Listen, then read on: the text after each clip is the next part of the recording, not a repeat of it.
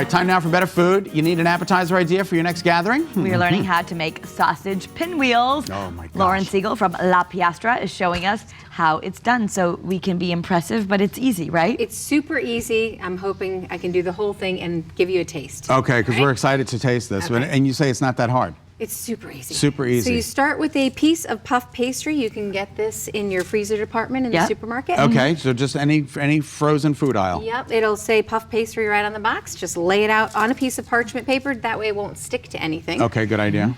We take some scallions that are chopped up and mix it in with sweet sausage. You can do it with hot sausage too. Okay. This is sweet sausage for today. I'm not a big fan of the hot sausages. I really do like the sweet sausage We myself. do it with the sweet sausage. So a lot of times, it tastes better. I guess you can buy it like that, or a lot of times you see it in the links, right? These were links, as a matter of fact. So you squeeze the insides out. You just cut down the casing and then you just pop it right out. And put it into a bowl. So just if you have some sausage links at home, you can just cut them open. Right. Okay. Now this is a pound of sausage. You're probably going to just want to, depending on how big the puff pastry is, you're going to want to just eyeball it. But you basically. But you're putting an ample amount of. Oh yeah. We don't mess around. Well, it's going to be a pinwheel, so I imagine you're going to roll it and then slice it, and it's going to look like a pinwheel. Karen, you're giving all the secrets away. I had no idea what was coming. You want to take the cheese, Scott, and then you can just kind of sprinkle some cheese on top of this. So you basically want to get a nice flat layer here and try to get it almost all the way to the edges, but not quite all the way, because otherwise it'll ooze out. You got it.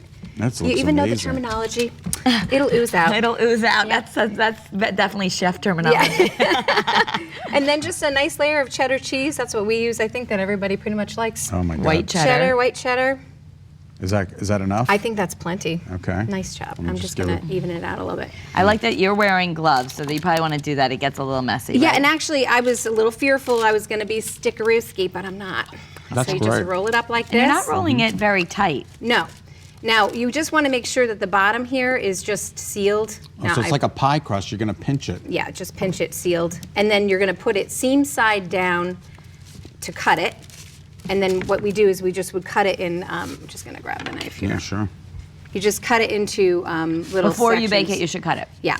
Okay. So now what we normally do is we would set this in, because you can see it's a little too soft right now. Right. I would set it in the refrigerator so it's nice and firm, and then you're just going to cut it like you would cookie dough. How long do you need to set it in the refrigerator so it'll stay in that nice pinwheel shape? Half an hour would be fine, and then you're going to just lay this down on your not the cookie freezer, sheet just like put this. it in the refrigerator.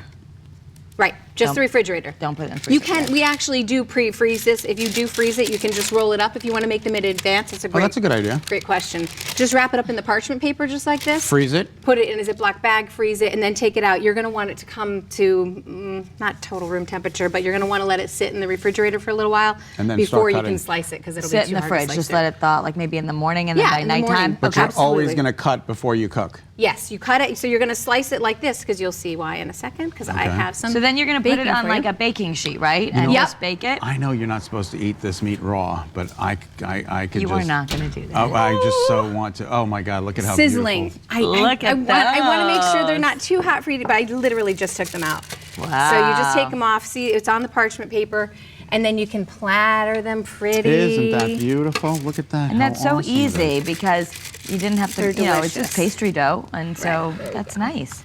Look at that. So I think that you're going to have to definitely blow on this, because this is piping hot right out of the. Okay, all right. So- So, yes, we might have to wait. It is so hot. Maybe we'll just wait to for a come back to commercial a that. little bit.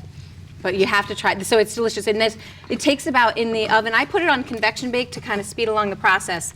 So you can do convection bake if you want, or please blow on it. I don't want you Oh my to God, that's so freeze hot. We might have to wait for a minute. It's very hot.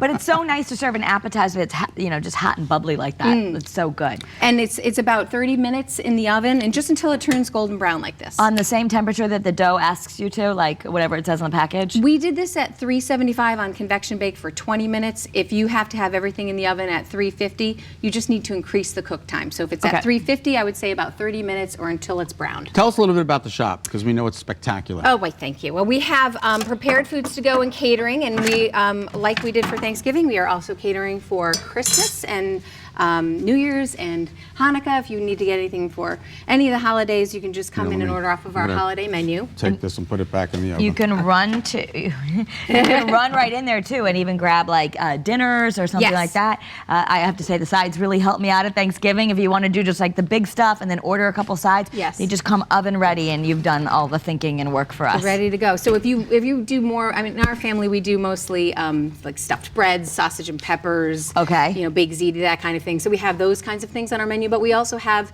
beef Wellington. And you have gluten-free options. And gluten-free options. So holiday hours, are they any different than the? On Monday, Christmas Eve, we're going to be open from 10 until 4 p.m. for holiday pickups. Is that where you? So when do you need us to order for Christmas? We need to order by December 14th for Christmas, and if you're going to be ordering any gluten-free sides from our partner at D's One Smart Cookie, it'll be December 13th. So the menus are online, so you can check it out at www.lapiastra.com. These are really yummy. Aren't they good? Oh, so good. good. I'm glad it cooled off enough for you to try it. That's wonderful.